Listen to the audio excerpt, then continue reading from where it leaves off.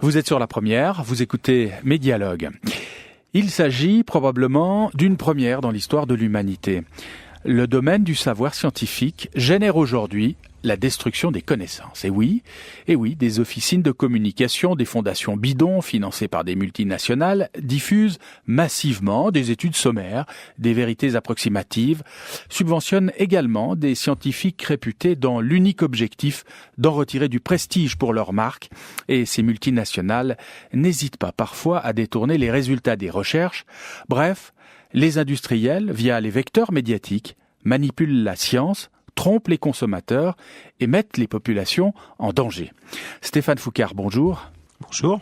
Stéphane Foucart, merci beaucoup d'être en duplex avec nous depuis nos studios de Paris. C'est juste ce que je viens de dire ? Oui, c'est tout à fait juste. Aujourd'hui, une part de l'activité scientifique telle qu'elle est mise en évidence, publiée dans les revues savantes, telle qu'elle se fait dans les sociétés savantes, eh bien, une part de cette science est instrumentalisée par divers secteurs industriels. Elle est instrumentalisée à leur profit, c'est-à-dire que souvent, ce qu'on voit, c'est que les sciences de l'environnement, les sciences qui devraient conduire à réguler le système technique, à mettre des barrières au développement technologique, eh bien, ces sciences sont instrumentalisées pour instiller du doute, à la fois dans l'opinion, dans les médias, mais aussi parmi les responsables politiques, du doute pour retarder le plus possible des mesures contraignantes qui s'appliqueraient à telle ou telle technologie.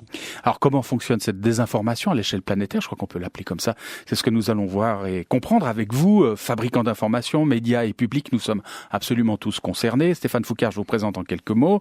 Vous êtes physicien de formation. Actuellement, vous êtes journaliste au quotidien français Le Monde. Vous signez un livre qui vient de sortir et qui s'intitule « La fabrique du mensonge », publié aux éditions de Noël. Première question, quel a été l'élément déclencheur pour écrire ce livre ? Vous le décrivez en préliminaire, c'est qu'aujourd'hui on vit moins longtemps qu'hier, tout simplement, c'est juste ? Oui, les sociétés humaines aujourd'hui vivent en interaction extrêmement étroite avec la technique, avec le système technique, avec toutes les innovations qui sont produites par les industriels et qui créent de la richesse, en tout cas de la richesse à court terme. Et la motivation, derrière ça, la légitimation finalement de ce rapport que nous avons à la technique est que la technique nous aide à mieux vivre et à vivre plus longtemps. Il y a quelques temps, l'an dernier, en avril 2012, une série d'organismes européens, en France c'était l'INED et l'INSERM, l'Institut national supérieur des études et de la recherche médicale, ont publié une série de statistiques qui montrent que dans pas mal de pays en Europe, dans bon nombre de pays en Europe, l'espérance de vie en bonne santé, c'est-à-dire l'espérance de vie sans incapacité, c'est-à-dire sans maladie grave, invalidante, sans entrave, disons, aux activités quotidiennes, eh bien cette espérance de vie en bonne santé, elle commence à baisser. Alors ça ne veut pas dire que l'espérance de vie tout court commence à baisser. L'espérance de vie tout court, elle continue à augmenter légèrement dans les pays occidentaux.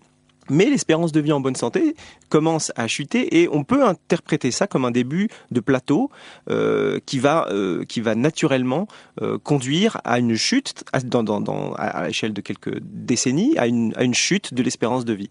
Et je suis parti du principe que si on constate cela dans la population générale, c'est que le système technique dans lequel nous vivons, avec lequel nous sommes en interaction permanente, est de moins en moins bien régulé. Il est de moins en moins bien encadré. La science qui devrait permettre de lui poser des barrières, des frontières, eh bien cette science n'est plus intègre. Elle est d'une certaine manière corrompue et instrumentalisée par des intérêts industriels. Ça veut dire que notre environnement, ce que nous consommons, eh bien à travers tout cela, nous absorbons, on nous inocule des microparticules, du poison, tout simplement dit.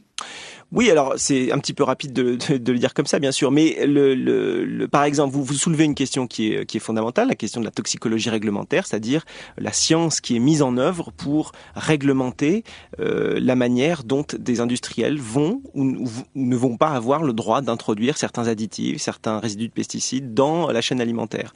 Il se trouve que cette toxicologie réglementaire, elle est fondée sur des principes scientifiques qui sont aujourd'hui tenus à bout de bras par des agences de sécurité sanitaire, mais elle est fondée sur une science qui est fausse, une science qui ne fonctionne pas, une science dont on sait depuis plusieurs années qu'elle est caduque. Un exemple très simple, c'est ce qu'on appelle l'effet dose-réponse.